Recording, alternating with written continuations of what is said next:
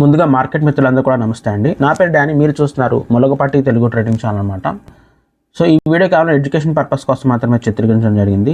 ఎటువంటి by and cell recommendation కాదు. గుర్తుకోండి, మార్కెట్లో ఇన్వెస్ట్మెంట్ అనేది ఎంతో రిస్క్తో కూడుకున్న విషయం. మీ యొక్క ఆర్థిక సలహాదారుని కానీ లేదా మీ యొక్క ఓన్ అనలిస్ట్తో ట్రేడింగ్ చేయాల్సింది కోరుచున్నాను. ఓకే,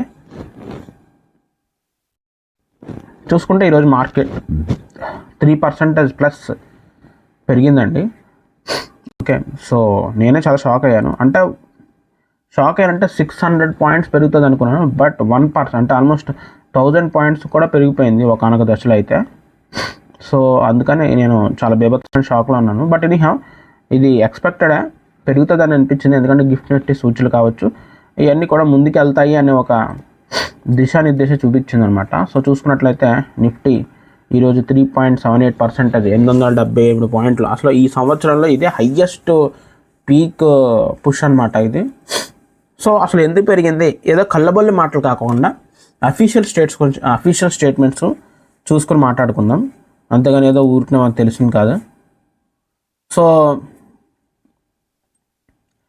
సో ఫస్ట్ వచ్చేటప్పటికి మార్కెట్ ర్యాలీ కారణాలు: ఇరాన్ అమెరికా మధ్య 2 వారాల పాటు కాల్పుల విరమణ ఒప్పందం కుదిరింది. దీంతో పశ్చిమాసియా ఉద్రిక్తతలు కొలిక్కి వచ్చే అవకాశం ఉందన్న అంచనాలు మార్కెట్ సెంటిమెంట్ బలపరిచాయి. ఇది స్ట్రాంగ్ పాయింట్ అంట నన్ను అడిగితే. ఇది అఫీషియల్ మార్కెట్ ఇన్ఫర్మేషన్. ఇది ఇటీవల $95 వద్ద కనిష్ట స్థాయిని తాకిన రూపాయి ఆర్బీఐ చర్యలు కోలుకుంది. నేటి ట్రేడింగ్లో 47 పైసలు పెరిగి 92.59కి చేరుకుంది. ఓకే, ఇది కరెక్టే. ఎందుకంటే డాలర్ రేటు పెరిగిపోవడం వల్ల 95కి వెళ్ళిపోవడం వల్ల ఎఫ్ఐఎస్ కూడా ఈజీగా ఎగ్జిట్ అయిపోతున్నారు అందరూ కూడా. ఎందుకంటే చాలా నష్టం అసలు. యాక్చువల్లీ ఎక్కడో 89లో ఉన్నది 95కి వెళ్ళిపోయింది. ఒక 2-3 మంత్స్లో ఏంటి $6 పెరిగిపోయింది. అడుగుతున్నారు కదా యాక్చువల్లీ ఎఫ్ఐఎస్, నేను చెప్పాలంటే. అందుకని వెళ్ళిపోయారు. ట్రంప్ సీజ్ ఫైర్తో అంతర్జాతీయ చమురు ధరలు భారీగా దిగొచ్చాయి. బ్రెంట్ క్రూడ్ ధరలు ఒక్కరోజు దాదాపు 16% తగ్గి 95%కు పడిపోయింది. USA west Texas intermediate crude దాదాపు 20% తగ్గిందంట. Okay, that's good. Crude oil తగ్గడం మంచిదే. బంగారం ధరలు కూడా తగ్గుతాయి. వృద్ధికి ఆటంకాలు, ద్రవ్యోల్బణం భయాలు ఉన్నప్పటికీ ఆర్బీఐ కీలక వడ్డీ రేటు పెంచకుండా ఉండటం స్టాక్ మార్కెట్ కలిసి వచ్చింది. ఇది నేను ఎక్స్పెక్ట్ చేయను. ఎందుకంటే వడ్డీ రేట్లు తగ్గితే నాకు తెలిసి ఇంకా పెరుగుతాయి. రేట్ కట్స్ ఇస్తే కనుక బ్యాంకు స్టాక్స్ అన్నీ కూడా పరిగెడతాయి. యాక్చువల్ ఈరోజు పరిగెట్టినాయి, బట్ అంతకంటే బీభత్సంగా పెరుగుతాయి. ఎందుకంటే వాటికి కూడా కొంత రిలీఫ్ ఉంటుంది. ఎందుకంటే చాలా విషయాలు బ్యాంకుకి ఇప్పుడు రెస్ట్రిక్షన్స్ పెరిగినాయి. ఓకే, ఇది మార్కెట్కి సంబంధించిన ర్యాలీ కారణాలు. మరి నేను కూడా కొంత ఇన్వెస్ట్మెంట్ ఈరోజు ఇన్వెస్ట్మెంట్ చేశాను కదా, సో దాని గురించి కూడా మాట్లాడదాం.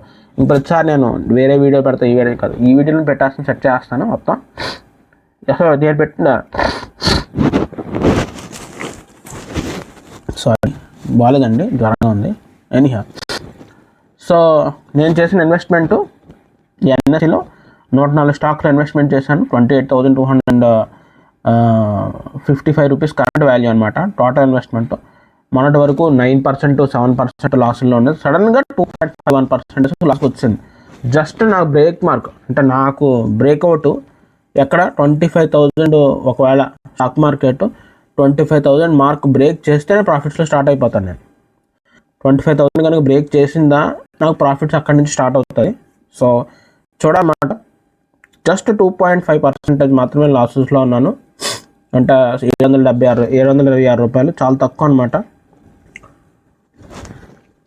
జస్ట్ స్టాక్ మార్కెట్ ఇంకో 2% పెరిగిందంటే ప్రాఫిట్ స్టార్ట్ అనమాట.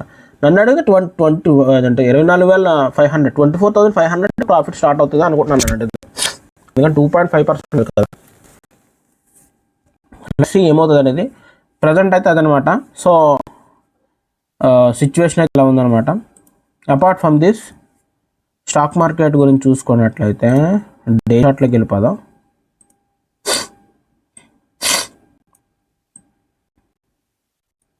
హ్యూజ్ గ్యాప్ అప్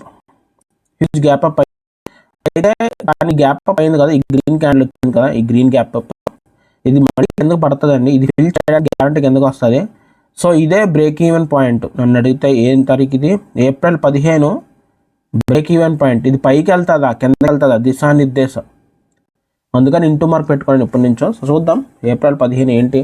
ఎందుకంటే గ్యాప్ అప్ ఇచ్చింది కదా, ఎంత గ్యాప్ అప్ వచ్చింది వాళ్ళు ఫిల్ చేయడానికి వస్తుంది మళ్ళీ కిందకి. సో చూద్దాం ఈ గ్యాప్లో మళ్ళీ నేను ఈ గ్యాప్ డౌన్లో ఈ ఫిల్ చేయడానికి వచ్చినప్పుడు మళ్ళీ నేను ఇన్వెస్ట్మెంట్ చేస్తాను.